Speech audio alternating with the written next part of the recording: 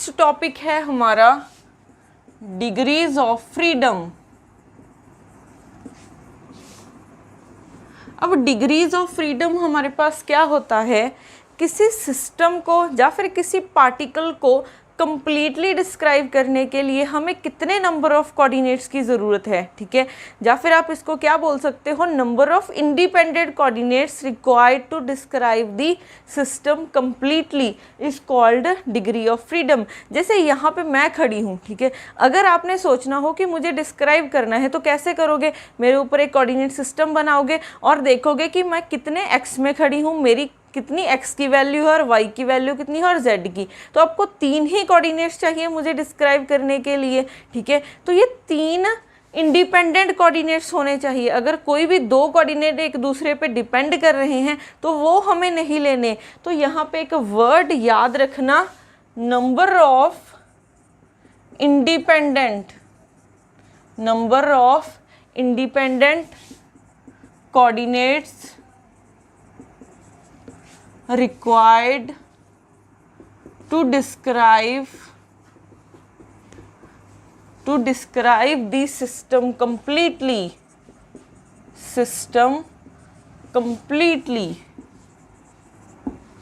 ठीक है। अब डिग्री ऑफ फ्रीडम निकालने का हमारे पास फॉर्मूला होता है डिग्रीज ऑफ फ्रीडम डी, इसको हम डी से डिनोट कर रहे हैं। ये किसके इक्वल होता है, 3n माइनस के। अब ये हमारे पास 3D की बात कर रही हूँ मैं, ठीक है।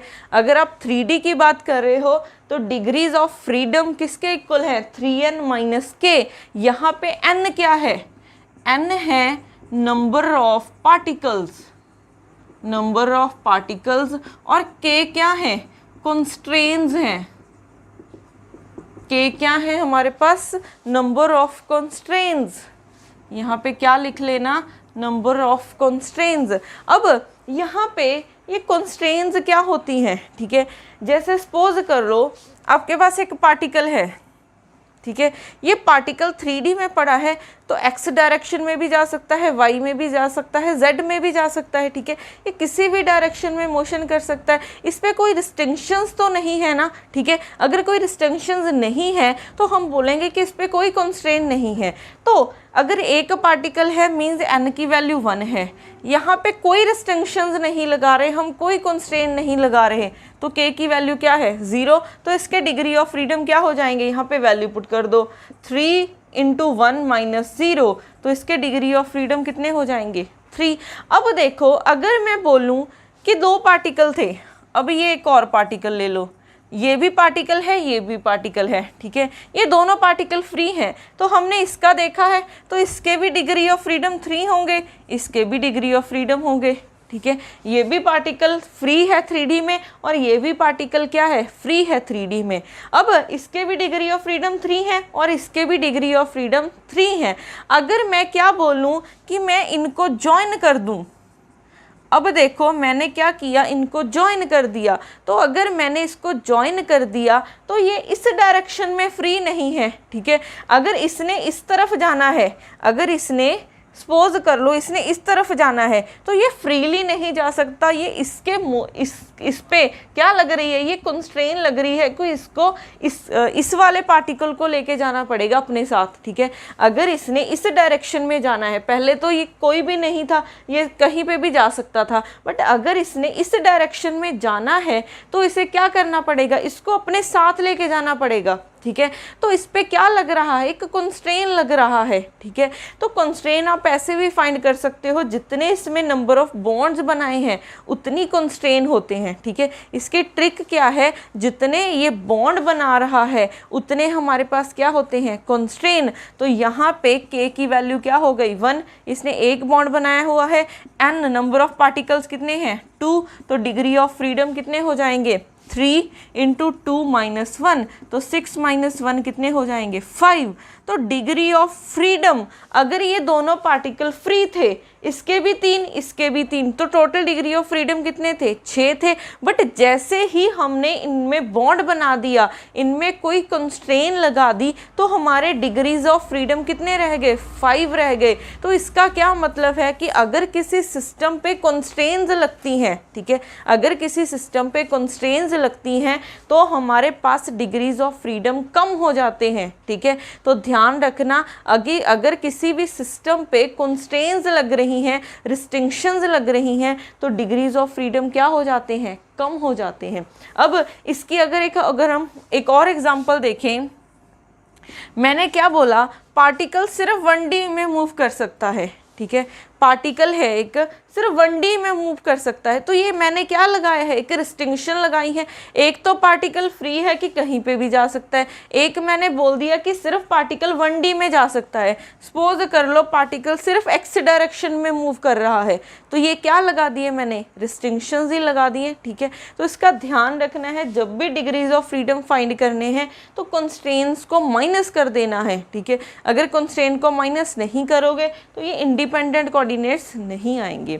अब हमारे पास, ये तो मैं 3D की बात कर रही थी, अगर मैं 2 डायमेंशनल की बात करूं तो डिग्रीज ऑफ फ्रीडम क्या हो जाएंगे, 2n-k, ठीक है। यहाँ पे 3 है तो 3D, अगर यहाँ पे 2 है तो 2 डायमेंशनल में बात करोगे। अगर 1D में देखोगे तो क्या हो जाएगा, अगर 1D में देखोगे तो इसकी वैल्यू D = n-k, ठीक है।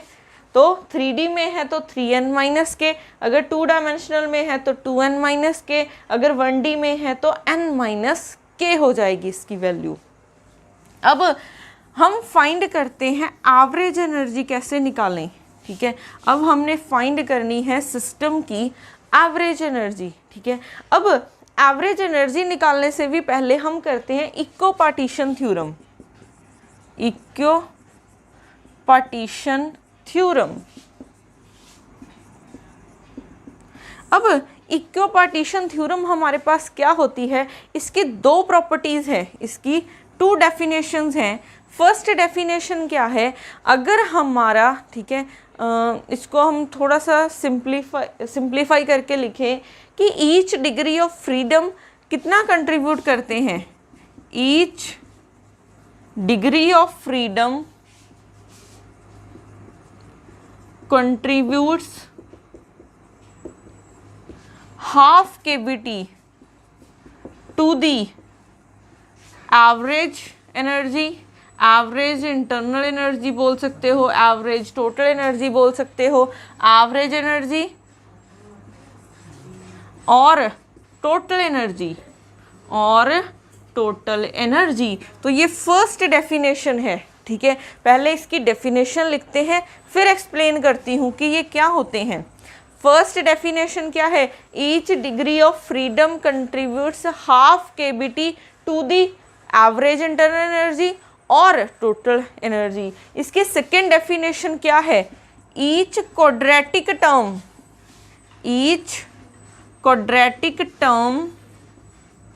Contributes half kBT to the average internal energy और total energy, ठीक है। तो हमारे पास सेकेंड डेफिनेशन क्या है, each quadratic term contributes half kBT to the average internal energy और टोटल एनर्जी। अब देखो इनका क्या मतलब क्या है, ठीक है। अगर हम फर्स्ट डेफिनेशन की बात करें, अगर आपके पास 1 डिग्री ऑफ फ्रीडम है, ठीक है, अगर आपके पास 1 डिग्री ऑफ फ्रीडम है तो आपके पास क्या हो जाएगा, कितनी एनर्जी होगी, हाफ kBT होगी, ठीक है। तो हम इसको थोड़ा सा कुछ ऐसे लिख लेते हैं, U किसके इक्वल होगा, F/2, इसको थोड़ा सा ऐसे लिखते हैं, D 1/2 kBT, ठीक है। मैंने क्या बोला है कि each degree of freedom contributes half kBT। अब यहाँ पे अगर D की वैल्यू 1 है, अगर यहाँ पे D की वैल्यू 1 है मीन्स 1 डिग्री ऑफ फ्रीडम है। इसको ना कभी कभी F भी लिखा रहता है, तो इसमें कंफ्यूज मत होना, कहीं पे आपको F लिखा दिख जाएगा, कहीं आपको D लिखा दिख जाएगा, ठीक है। बात सेम ही है, यहाँ पे क्या आएंगे, डिग्रीज ऑफ फ्रीडम। तो देखो अगर आपके पास डिग्री ऑफ फ्रीडम 1 है तो एवरेज एनर्जी कितनी होगी, 1/2, kBt। अगर आपके पास डिग्री ऑफ फ्रीडम 2 है तो average energy 2 times half kBt हो जाएगी। तो इसका तो यही मतलब है ना कि ईच डिग्री ऑफ फ्रीडम कितना कंट्रीब्यूट कर रहे हैं, हाफ kBt। तो इसका ध्यान रखना, आपके पास जो ये वाला फॉर्मूला है ये बहुत इंपॉर्टेंट है, ठीक है। तो हमारे पास एवरेज एनर्जी किसके इक्वल होती है, D इंटू हाफ kBt, ठीक है। अब सेकेंड डेफिनेशन पे आते हैं, ठीक है। फर्स्ट डेफिनेशन ने तो हमें ये दिया कि U किसके इक्वल है, D 1/2 kBt। अब इसके सेकेंड डेफिनेशन पे आते हैं। सेकेंड डेफिनेशन क्या बोलती है, each quadratic term contribute half kBt। अब क्वाड्रेटिक टर्म्स कौन सी होती हैं, जैसे फॉर एग्जाम्पल ये है क्वाड्रेटिक टर्म हाफ के एक्स स्क्वायर, इसमें भी आपके पास p का स्क्वायर है और इसमें भी x का स्क्वायर है। अगर किसी की स्क्वायर आ रहा है तो ये क्वाड्रेटिक टर्म है। अब जो ये इक्को पार्टीशन थ्योरम है ये सिर्फ क्वाड्रेटिक टर्म पे अप्लाई होगी। अगर कभी भी नॉन क्वाड्रेटिक टर्म आ जाती है तो वहाँ पे आप ये नहीं बोल सकते कि इसकी वैल्यू 0 है, ठीक है। तो अगर नॉन क्वाड्रेटिक टर्म आती है तो वहाँ पे आप ये नहीं बोल सकते कि इसकी वैल्यू 0 है।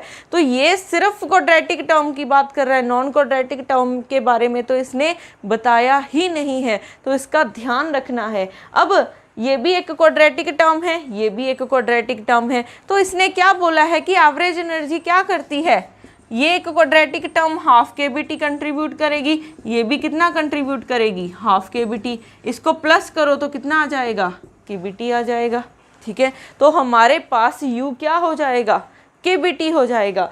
तो हमारे पास ये 2 डेफिनेशंस बहुत इंपॉर्टेंट है। और एक बात का और ध्यान रखना कि अगर आपने ये वाली स्टेटमेंट यूज़ करनी है एवरेज एनर्जी निकालने के लिए तो ऑलवेज H आपको फाइंड करना आना चाहिए, ठीक है। H क्या होता है, kinetic energy plus potential energy. Kinetic energy तो आपको पता ही है कि क्या होती है, ठीक है। पर अगर सपोज कर लो आपको क्वेश्चन में V ऑफ R गिवन है 1/2 kx स्क्वायर, ठीक है। V ऑफ x गिवन है 1/2 kx स्क्वायर। आप बोलोगे कि ये एक क्वाड्रेटिक टर्म है तो इसकी एवरेज एनर्जी हाफ kBt आ गई। बट ये आपने सिर्फ पोटेंशियल को देखा है, आपने जब भी एवरेज एनर्जी निकालनी है आपने H को देखना है। H किसके इक्वल होता है, kinetic energy plus potential energy. किसी भी सिस्टम की काइनेटिक एनर्जी तो हमें पता ही होती है, कितनी होती है, p²/2m या फिर हाफ mv², ठीक है। तो ये अगर आपने स्टेटमेंट अप्लाई करनी है तो वो H पे अप्लाई करना, सिंपली V पे अप्लाई मत करना, ठीक है। अब ये 2 स्टेटमेंट, ठीक है, बहुत इंपॉर्टेंट है। अब हम करते हैं इसके बाद मोनोटॉमिक का केस, ठीक है। मोनोटॉमिक के लिए एवरेज एनर्जी क्या होगी, फिर डायटॉमिक के लिए, फिर ट्राइएटॉमिक के लिए। अब ये याद रखना है आपने।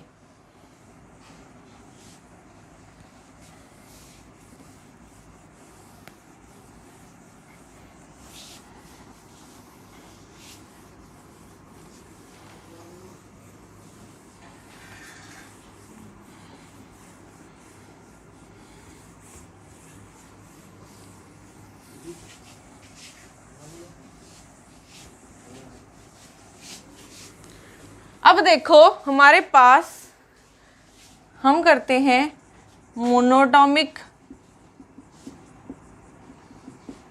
ठीक है। फर्स्ट केस है मोनोटॉमिक का,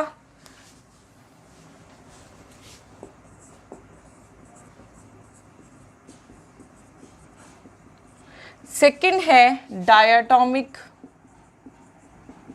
फिर आएगा थर्ड ट्राइएटॉमिक,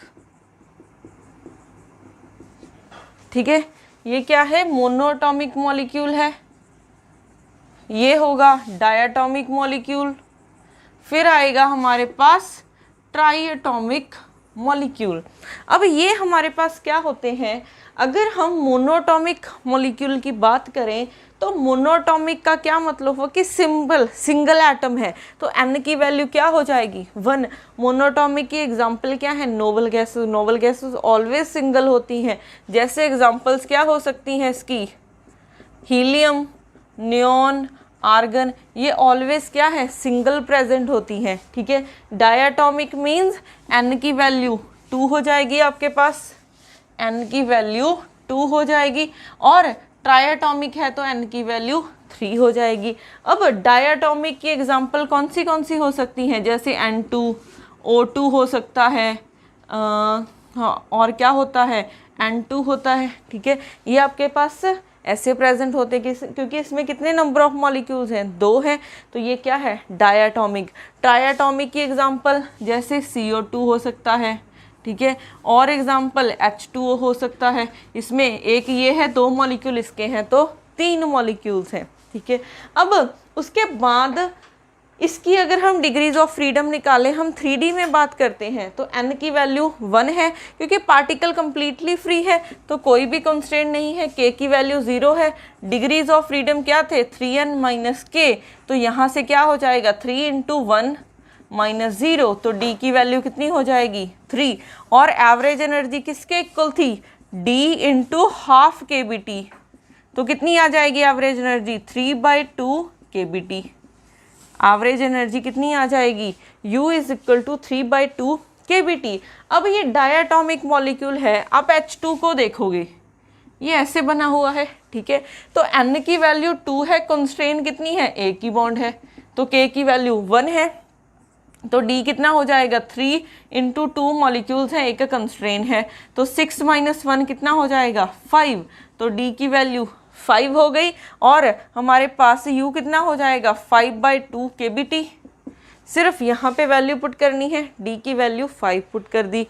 सिमिलरली अगर हम ट्राइएटॉमिक मॉलिक्यूल में आए, ट्राइएटॉमिक में हमारे पास 2 वेज हो जाएंगे, ठीक है, क्योंकि एक लीनियर ट्राइएटॉमिक होता है, एक नॉन लीनियर होता है। अब इसके 2 केसेस हो जाएंगे, एक लीनियर ट्राइएटॉमिक, एक हो जाएगा non linear triatomic. Non linear triatomic, ठीक है। लीनियर की एग्जांपल जैसे CO2, ये ऐसे प्रेजेंट होता है, ठीक है। नॉन लीनियर मीन्स ये ऐसे कुछ, ठीक है। H उल्टा लगा दिया मैंने, OH, ठीक है। और भी हो सकती है इसकी एग्जांपल, जैसे मैं लगाऊं यहाँ पे O, ये होता है आपके पास ओजोन, ठीक है, ये भी क्या है, एक नॉन लीनियर मॉलिक्यूल है, क्योंकि लीनियर में हमारे पास 2 बॉन्ड्स बन रहे हैं और नॉन लीनियर में आपके पास 3 बॉन्ड्स बन रहे हैं, ठीक है। नॉन लीनियर में आपके पास 3 बॉन्ड्स बन रहे हैं, और अगर आप H2 की बात करोगे उसमें भी 2 बॉन्ड्स बन रहे हैं, तो वो भी आप इसमें कंसीडर कर सकते हो लीनियर वाले में, ठीक है। अब इसमें डिग्रीज ऑफ फ्रीडम निकालने हैं, तो डिग्रीज ऑफ फ्रीडम कैसे निकालोगे आप इसके, अब नंबर ऑफ पार्टिकल्स कितने हैं 3, कितने बॉन्ड्स बन रहे हैं 2, तो D की वैल्यू कितनी हो जाएगी 3 इंटू 3 माइनस 2, तो यहाँ से 9 माइनस 2 ये हो जाएगा 7, तो D की वैल्यू 7, तो यहाँ से U क्या हो जाएगा 7/2 KBT, ठीक है। U किसके इक्वल हो जाएगा 7/2 KBT। अब यहाँ से अगर हम देखें N की वैल्यू 3 है और कंस्ट्रेंट्स कितने लग रहे हैं, बॉन्ड कितने हैं 3 है, तो D कितना हो जाएगा 3 इंटू 3 माइनस 3, तो ये हो जाएगा 9 माइनस 3, तो ये हो जाएगा आपके पास 6, तो D की वैल्यू 6 आई है, तो U क्या हो जाएगा 6/2 KBT, तो ये हो जाएगा 3 KBT, ठीक है। तो हमारे पास मोनोटॉमिक में U की कितनी वैल्यू आ रही है 3/2 KBT। अगर हम डायटॉमिक की बात कर रहे हैं तो U की कितनी वैल्यू आ रही है 5/2 KBT। और अगर हम ट्राइएटॉमिक में बात करें, ट्राइएटॉमिक में 2 केसेस आ जाएंगे, एक लीनियर ट्राइएटॉमिक और एक नॉन लीनियर ट्राइएटॉमिक। तो यहाँ पे लीनियर के लिए U की वैल्यू 7/2 KBT और नॉन लीनियर के लिए कितनी हो जाएगी 3 KBT हो जाएगी, ठीक है। अब हमारे पास, अब यहाँ से अगर हमने स्पेसिफिक हीट की वैल्यू निकालनी हो, ठीक है, अब स्पेसिफिक हीट निकालने से भी पहले एक पॉइंट रहता है, ये हमारे पास क्या है, ये H और H बॉन्ड से बने हुए हैं, तो ये इसको हम रिजिड बोल सकते हैं, ये रिजिड मॉलिक्यूल है, ठीक है। अगर तो ये रिजिड मॉलिक्यूल है तो ये बॉन्ड बना होगा इसमें। अगर हम इसको नॉन रिजिड की बात करें, ठीक है, अगर हम नॉन रिजिड की बात करें, नॉन रिजिड का क्या मतलब होता है कि अगर ये बॉन्ड ब्रेक होना स्टार्ट हो जाए, ठीक है, बॉन्ड ब्रेक होना स्टार्ट हो जाए तो हमारे पास क्या होते हैं, कुछ और डिग्रीज ऑफ फ्रीडम ऐड हो जाती हैं। वो डिग्रीज ऑफ फ्रीडम किसकी वजह से ऐड होती हैं, वाइब्रेशनल मोशन की वजह से ऐड होती हैं। अब देखो अगर नॉन रिजिड हुआ मीन्स ये बॉन्ड ब्रेक होगा, कितना बॉन्ड ब्रेक हो रहे हैं, एक बॉन्ड ब्रेक हो रहा है, तो आपके पास आपने केबीटी ऐड कर देना है, ठीक है। अगर जितना बॉन्ड ब्रेक होगा उतनी आपने ये केबीटी ऐड कर देना है, ठीक है। एक बॉन्ड ब्रेक हो रहा है तो केबीटी ऐड कर दो, तो आपके पास यू कितना हो जाएगा, इसमें 5/2 केबीटी प्लस केबीटी, तो ये हो जाएगा 7/2 केबीटी, ठीक है। अब इसमें कितने बॉन्ड्स ब्रेक होंगे, ठीक है। अब ट्राइएटॉमिक में याद रखना, डायटॉमिक में एक बॉन्ड ब्रेक होता है और इसमें 3 बॉन्ड्स ब्रेक होते हैं। तो इसमें चाहे आप लीनियर की बात करो चाहे नॉन लीनियर की बात करो, तो इसमें आपके पास 3 केबीटी आपने ऐड करना है। अगर नॉन रिजिड बनाना है तो आपने 3 केबीटी ऐड करना है, ठीक है। इस वाले में भी और इस वाले में भी, इसका ध्यान रखना है। अब ये वाइब्रेशनल मोशन बोल रही हूँ, इसकी वजह से डिग्रीज ऑफ फ्रीडम कैसे ऐड हो रही हैं। अब देखो यहाँ पे हमारे पास क्या है, ये जब भी आप मोनोटॉमिक की बात करते हो, ठीक है, हमारे पास 2 टाइप के मोशन हो सकते हैं, एक ट्रांसलेशनल मोशन और एक रोटेशनल मोशन, ठीक है। एक हो सकते हैं ट्रांसलेशनल मोशन और एक हो सकते हैं rotational motion, translational and rotational motion. अब रोटेशनल और ट्रांसलेशनल मोशन का क्या मतलब होता है, ट्रांसलेशनल मोशन मीन्स ये ऐसे था, आपने इसको थोड़ा सा यहाँ पे डिस्प्लेस कर दिया, फिर यहाँ पे डिस्प्लेसमेंट कर दी, तो ये क्या है, ट्रांसलेशनल मोशन है। जैसे ये है, ये कोई फ्रेम था, ठीक है, आपने क्या कर दिया, इसको थोड़ा सा यहाँ पे डिस्प्लेस कर दिया, फिर यहाँ पे थोड़ा सा ऐसे डिस्प्लेस कर दिया, तो ये क्या हो रहा है, ट्रांसलेशनल मोशन हो रहा है। तो आप इस पार्टिकल को, क्योंकि पार्टिकल फ्री है, आप इसको एक्स डायरेक्शन में भी डिस्प्लेस कर ट्रांसलेट कर सकते हो, वाई में भी ट्रांसलेट कर सकते हो और जेड में भी ट्रांसलेट कर सकते हो। तो आप किसी भी डायरेक्शन में ट्रांसलेट कर सकते हो। तो कितने डिग्रीज ऑफ फ्रीडम आ रहे हैं, 3 डिग्रीज ऑफ फ्रीडम आ रहे हैं। तो आपके पास 3 डिग्रीज ऑफ फ्रीडम कहाँ से आते हैं, ट्रांसलेशनल मोशन से, ठीक है। 3 टर्म्स आपके पास ट्रांसलेशनल मोशन से आती हैं। और आपके पास रोटेशनल मोशन करना है, ठीक है। अगर आपने रोटेशनल मोशन करना है तो आप किसी फ्री पार्टिकल का रोटेशनल मोशन कैसे करोगे, क्योंकि रोटेशनल मोशन जा तो किसी एक्सिस के अराउंड होगा या फिर किसी पॉइंट के अराउंड होगा, ठीक है। तो इसमें आपके पास रोटेशनल मोशन नहीं लगेगा।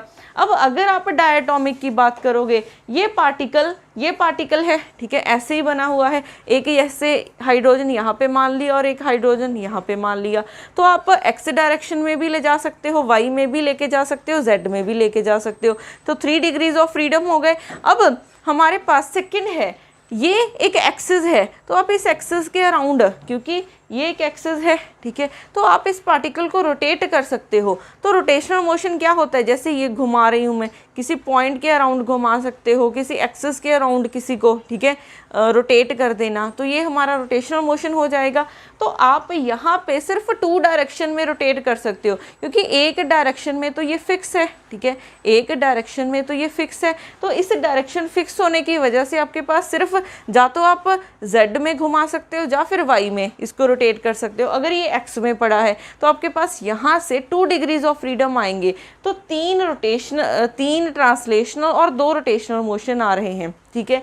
अब देखो अगर मैं इसका थोड़ा सा टेम्परेचर इंक्रीज करना स्टार्ट कर दूं, टेम्परेचर इंक्रीज करना स्टार्ट कर दूं, तो ये पार्टिकल क्या करेंगे, थोड़े से ऑसिलेट होने स्टार्ट हो जाएंगे। ऑसिलेट या फिर इसको वाइब्रेट होना भी बोल सकते हो। पार्टिकल्स थोड़े से वाइब्रेट होना स्टार्ट हो जाएंगे। अगर ये वाइब्रेट होंगे तो वाइब्रेशनल मोशन भी ऐड हो जाएगा, ठीक है। तो अगर हम नॉन रिजिड की बात करें तो नॉन रिजिड कब होता है, एट हायर टेम्परेचर पे, ठीक है, ये हायर टेम्परेचर पे होता है। तो हायर टेम्परेचर पे वाइब्रेशनल टर्म्स ऐड हो जाती हैं। इसमें एक वाइब्रेशनल टर्म ऐड होती है और इसमें आपके पास 3 वाइब्रेशनल टर्म्स ऐड होती हैं, ठीक है। तो इसका ध्यान रखना है आपने। अब हमारे पास नेक्स्ट इसमें बचता है स्पेसिफिक हीट, ठीक है, स्पेसिफिक हीट। ये स्पेसिफिक हीट हमने निकाली है CV, क्योंकि सी हमने कांस्टेंट वॉल्यूम पे भी निकाला है और कांस्टेंट प्रेशर पे भी निकाला है। अगर हम कांस्टेंट वॉल्यूम की बात करें तो ये किसके इक्वल था, du/dt एट कांस्टेंट वॉल्यूम पे। तो आपने अगर CV निकालना है, सिर्फ U पता होना चाहिए, उसका टेम्परेचर के साथ डेरिवेटिव कर दो तो CV निकल जाएगा यहाँ से 3/2 kBT, T आ जाएगा, इसका डेरिवेटिव 1 हो जाएगा। ठीक है, सिमिलरली इसके लिए CV क्या हो जाएगा 7/2 kB, इसके लिए हमके पास क्या हो जाएगा CV 7/2 kB, सॉरी हमने इसके लिए निकालना है। ठीक है, ये नॉन डिजिट वाले को यहीं पे, इसके लिए CV क्या हो जाएगा 5/2 kB।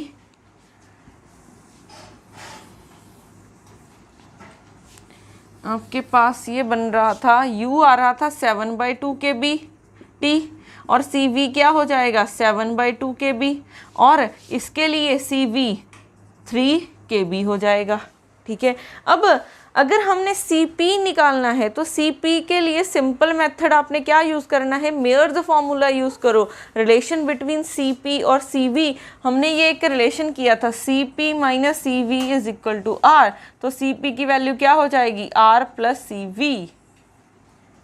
ठीक है, अब यहाँ पे एक बात का ध्यान रखना है, यहाँ पे R है और यहाँ पे KB है। अब कब आपने R यूज़ करना है और कब आपने KB यूज़ करना है। अब कहीं पे भी अगर, ठीक है, अब एक याद रखना KB किसके इक्वल होता है R/N के। ठीक है, KB किसके इक्वल होता है R/N के। कहीं पे भी अगर आप 1 मोल की बात कर रहे हो तो R यूज़ करना, अगर आप N मोल्स की बात कर रहे हो तो KB यूज़ करना। अब यहाँ पे आप अगर N मोल्स की यूज़ करोगे तो R लिख दोगे, इसका ध्यान रखना है। और यहाँ पे अब आपकी CP की क्या वैल्यू आ जाएगी R प्लस 3/2 R, तो यहाँ से हो जाएगा 5/2 R। मैंने सिर्फ CV की वैल्यू पुट कर दी है। ठीक है, तो CP आ गया 5/2 R। सिमिलरली इसके लिए निकाल सकते हो, डायटोमिक के लिए CP क्या हो जाएगा, इसमें 1 ऐड करोगे 7/2 बन जाएगा। इनके लिए भी निकाल सकते हो, CP 9/2 आ जाएगा, इसके लिए 4 kB आ जाएगा। ठीक है, अब यहाँ पे एक क्वांटिटी डिफाइन करते हैं गामा। ये गामा क्या होता है, CP और CV की रेशो को बोलते हैं। ठीक है, गामा हमारे पास क्या होता है, CP और CV की रेशो को हम गामा बोलते हैं। अगर आप इसके लिए निकालोगे तो CP की वैल्यू 5/2 R बाई 3/2 R, तो हमारे पास अगर हम गामा मोनोटॉमिक के लिए निकालें तो ये 1.66 समथिंग आ जाएगा। अगर हम डायाटॉमिक, सिर्फ वैल्यूज़ पुट करनी है आपने, डायाटॉमिक के लिए निकालोगे 1.44 और अगर आप ट्राइएटॉमिक के लिए निकालोगे तो वो आ जाएगा 1.33। अब देखो जैसे नंबर ऑफ पार्टिकल्स इंक्रीज हो रहे हैं, ये गामा की वैल्यू क्या हो रही है, डिक्रीज हो रही है। तो आपके पास यहाँ पे gamma of monoatomic is greater than gamma of diatomic is greater than gamma of triatomic. तो जैसे नंबर ऑफ पार्टिकल इंक्रीज होते हैं आपके पास गामा की वैल्यू डिक्रीज होना स्टार्ट हो जाती है। इस पे भी क्वेश्चंस आ जाते हैं मोस्टली। ठीक है, तो इसका भी ध्यान रखना है। तो मोनोटॉमिक के लिए डिग्रीज ऑफ फ्रीडम 3, डाया के लिए 5 और ट्राया के लिए लीनियर है तो 7 है, अगर नॉन लीनियर है तो 6 है। और इसके लिए एवरेज एनर्जी किसके इक्वल होती है, D into half kBT। Similarly CP, CB और फिर हमने गामा की वैल्यू निकाली। अब करते हैं इसके रिलेटेड कुछ क्वेश्चंस।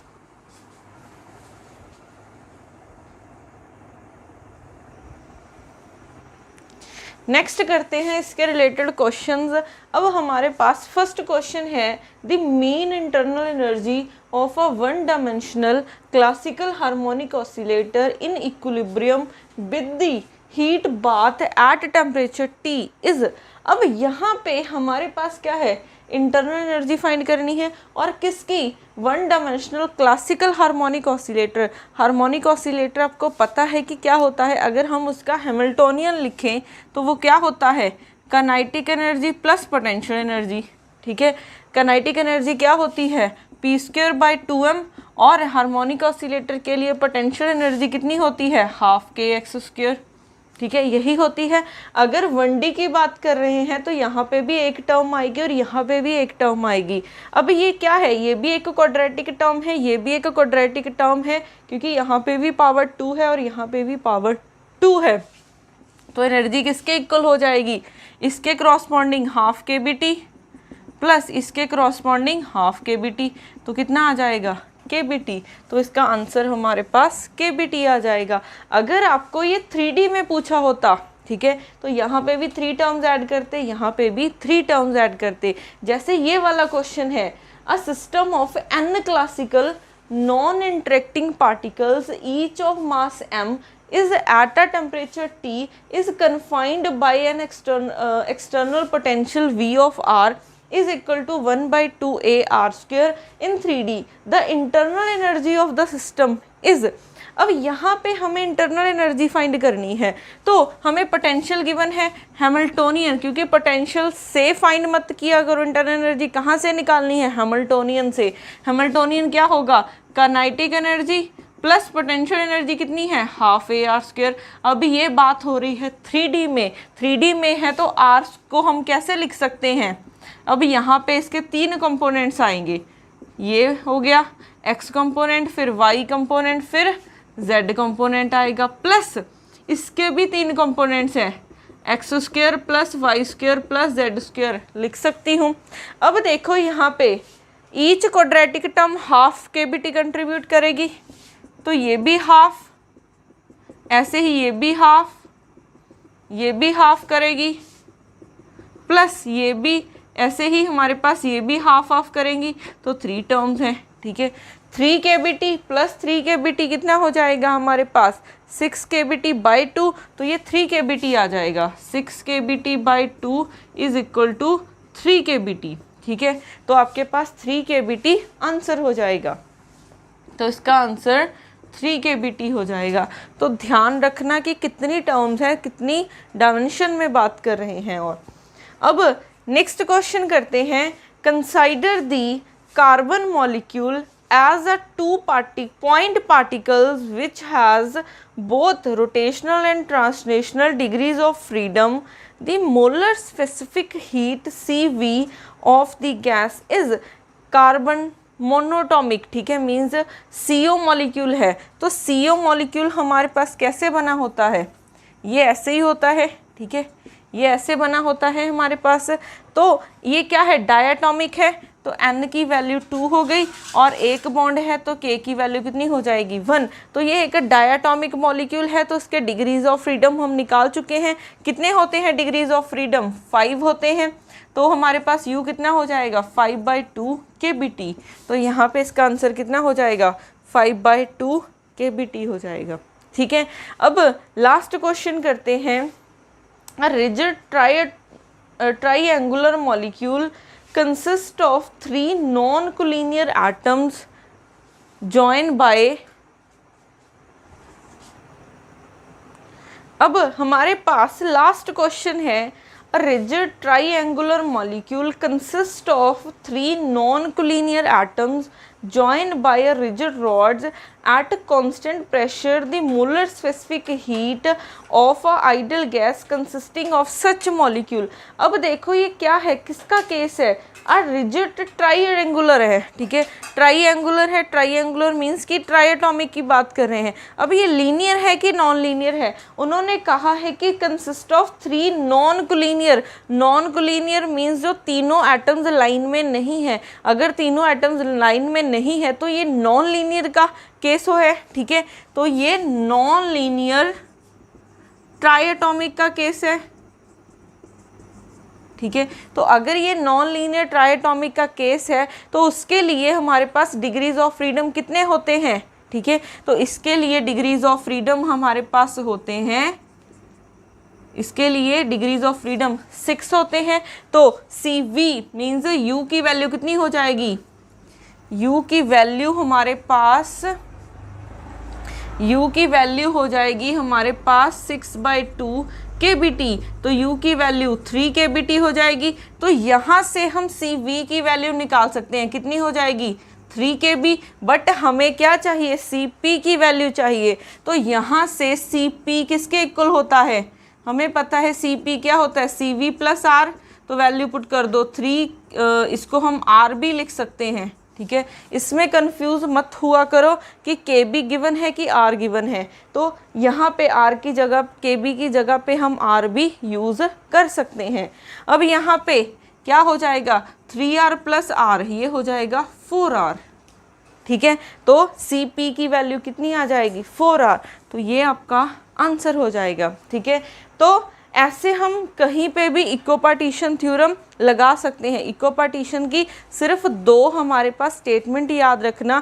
फर्स्ट स्टेटमेंट कौन सी थी कि each degree of freedom half contribute करते हैं टू दी टोटल एनर्जी और एवरेज एनर्जी। और सेकंड स्टेटमेंट कौन सी थी कि each quadratic term half KBT contribute करते हैं टू दी टोटल, ठीक है, इंटरनल एनर्जी, ठीक है। तो इन टर्म्स का ध्यान रखना। तो आज के लेक्चर में हमने पहले तो मैक्सवेल इक्वेशन के रिलेटेड न्यूमेरिकल किया था, फिर उसको मॉडिफाई किया था, फिर मॉडिफाई करके मैक्सवेल इक्वेशंस निकाली थी। उसके बाद डिग्रीज ऑफ फ्रीडम निकाले। डिग्रीज ऑफ फ्रीडम क्या होते हैं, number of independent coordinates required to describe the system completely. तो डिग्रीज ऑफ फ्रीडम निकालने के लिए हमने फॉर्मूला किया था।